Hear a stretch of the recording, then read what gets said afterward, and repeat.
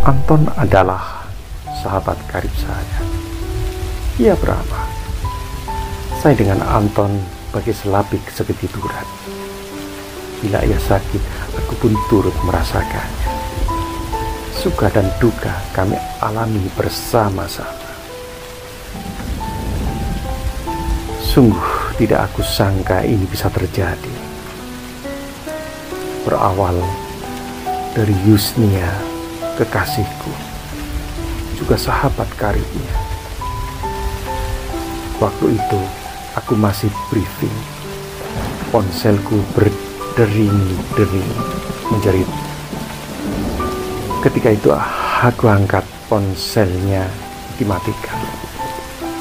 Waktu itu belum ada WhatsApp karena HP belum Android. Terjadi sekitar tahun 2001. Sejurus kemudian SMS pun terpampang di sana. Kita tidak jodoh. Rangkaian cerita cukup sampai di sini. Jangan ganggu aku lagi. Ketika itu hampir saja aku terpancing amarahnya. Untung aku sadar. Briefing aku sudahi. Lama sekali aku termenung, tercenung. Sepertinya tiada angin, tiada hujan. Kenapa tiba-tiba datang petir menggelegar?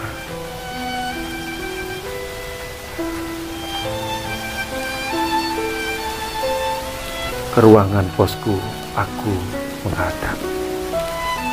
Aku sampaikan maksudku bahwa aku ajukan 5 atau 7 hari untuk cuti.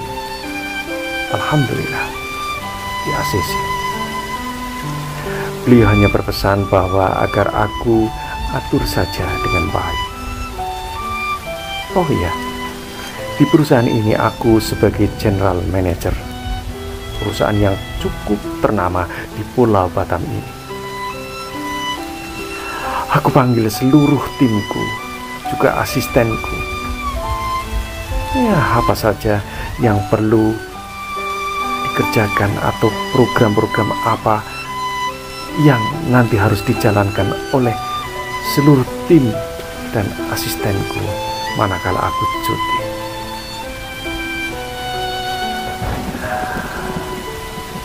Tepat pukul 19.30 waktu Indonesia bagian barat, aku sampai di desaku, Bobel, Kecamatan Wiradesa, Kabupaten Pekalongan. Hari itu hari Minggu, 21 Agustus 2001. Melihat kedatanganku, betapa girangnya ibu. Ibu pun panggil-panggil bapakku, sembari ia nyeletuk. Wah, wah, wah, anakku lanang tiba-tiba datang tidak ngebel dulu. Pak, anak lanang sing ganteng pol pulang. Aku pun cuman tersenyum. Bu, jadi akan mandi dan istirahat dulu. Ya, aku mandi, kemudian masuk kamarku, berbahan. Sebentar, ternyata tak kusadari aku pun terlelap tidur. Sekitar pukul 13:15 aku terbangun. Kamar tidur kubenahi. Aku cari batasan untuk berwudu, sholat duhuran, meski agak telat. Sehabis duhuran, ternyata ibu, bapak sejak tadi menunggu. Loh bu, pak, kenapa makan siangnya nunggu aku? Dengan suara yang arif, penuh kasih. Iya Dad, kami sengaja nunggu kamu. Kita ini kan lama sekali tak bisa makan siang bareng seperti ini. Sejak kau kerja jauh, Rahma Mbak Yumu dan Imah adikmu juga. Mereka bisa makan bareng bersama saya ketika Lebaran, pulang setahun sekali. Hatiku pun jadi kemernyes mendengar pernyataan makku seperti itu, seolah-olah mengisyaratkan kalau toh aku beristri atau berkeluarga dengan orang yang dekat atau sekampung. Belum lama anganku melamun melayang, ibuku membuyarkannya. Ya. Kemarin hari Sabtu sore aku jumpa sama Yusnia di supermarket. Matahari yang dekat alun-alun itu, di alun-alun Pekalongan. Aku sapa dan kutanya dia, jawabnya tersenyum saja. Belanja besar loh, Dad. Apakah... Oh iya, Bu.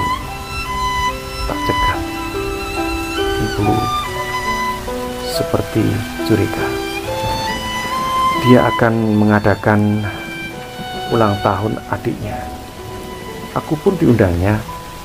Hari ini, Mbak Dasar, jawabku. Seolah-olah aku sudah diberi undangan olehnya. Padahal saya baru tahu ketika ibu bicara begitu.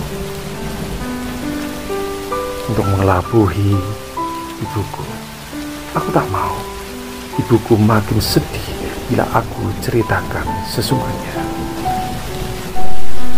Dengan hati berdepar-depar dan penasaran, sekitar pukul 16.30, ku datangi rumah Yusnia di Desa Tirto. Betapa kagetnya aku saat itu. Berjarak sekitar 100 meter dari rumahnya, aku lihat banyak mobil berjejer. Persetan dengan hati yang was-was ini, aku beranikan diri bertamu ke rumahnya. Betapa kagetnya dia Yusnia. Lebih kaget lagi aku dengan sosok ini. Anton, ia pun mengangguk dengan berjejer di sampingnya yang bersama keluarga besarnya. Dad, maafkan aku. Ini adikku yang di sampingku. Anto namanya. Kami kembar kakak adik. Anton menyampaikan kepadaku, meski aku bongkok jengkel padanya. Masih menyimpan marah dan heranku belum habis, tiba-tiba Yusnia menyerangku dengan pertanyaan dan pernyataan bertubi-tubi ke arahku. Kenapa kau datang ke sini? Kan sudah aku bilang bahwa kita sudah tidak ada hubungan apa-apa. Jangan ganggu. Aku lagi sebentar lagi aku akan berkeluarga sama Mas Anto. Sembari ia mendekati Anton yang berjejer sama adiknya dan keluarga besarnya. Oke, tidak masalah Yusnia. Setengah menjerit aku. Kalau memang kita tidak jodoh, tolong beri aku satu jawaban atas satu pertanyaanku. Kenapa tiba-tiba engkau putus aku? Kau berubah sikap 300 derajat. Apa? Sembari melotot, ia menatapku. Kau tak merasa bersalah? Dengarkan hai kau. Karena aku memahami kedudukanmu, sebelum langsung ke kamu, Aku bel sekretarismu yang centil itu. Apa jawabnya? Bapak sedang briefing, rapat, istirahat. Ketika aku bel langsung ke kamu, HP-mu kau matikan. Apakah seperti itu aku yang salah? Lalu kuputuskan datang langsung ke kantormu. Kau tak di ruangan. Kata salah satu karyawan, kau sedang istirahat dan makan siang di kantin perusahaan. Dan subhanallah, aku melihat dengan mata kepala sendiri kau mesra-mesra dengan sekretarismu. Makan saja suap-suapan. Akhirnya secepat kilat aku tinggalkan kantin itu. Hatiku hancur lebur. Apakah itu yang namanya bukan pengkhianatan? Kau mempermainkan cintaku yang tulus padamu. Itu yang namanya kau tak bersalah. Suaranya melengking-lengking. Hadirin pun dibuat terperanjat seketika. Sejenak aku tercengung.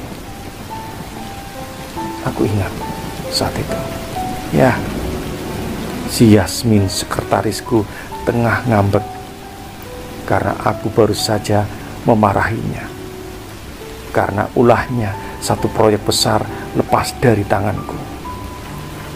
Namun apapun ia timku, aku bujuk ia agar menyudahi ngambeknya, memaafkanku.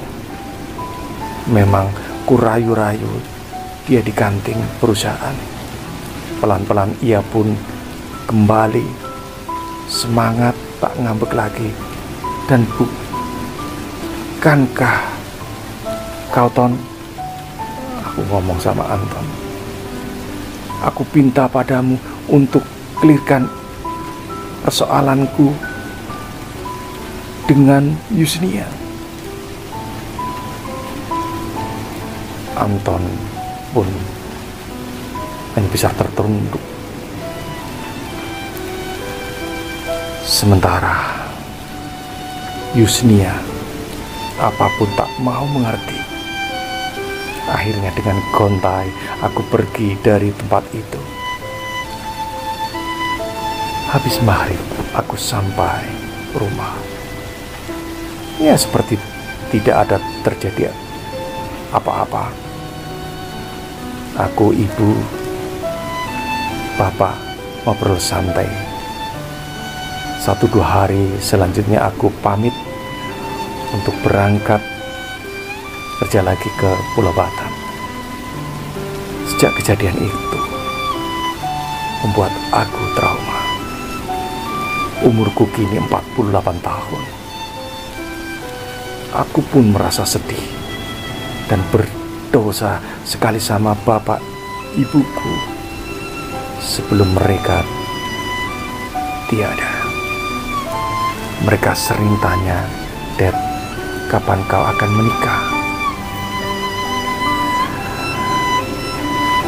Sejak saat ini aku tulis curhatan ini. Aku pun masih sendiri. Bedanya kini aku tinggal di kota pahlawan, Surabaya,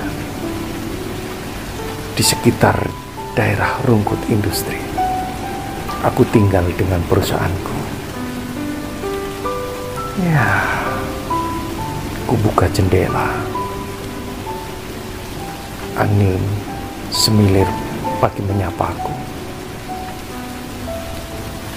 Aku sukses di usaha tapi aku gagal di hal asmara. Aku menerawang jauh. Apakah? Ya entahlah. Baru saja aku bacakan curahan hati yang dikirim oleh sahabat penaku.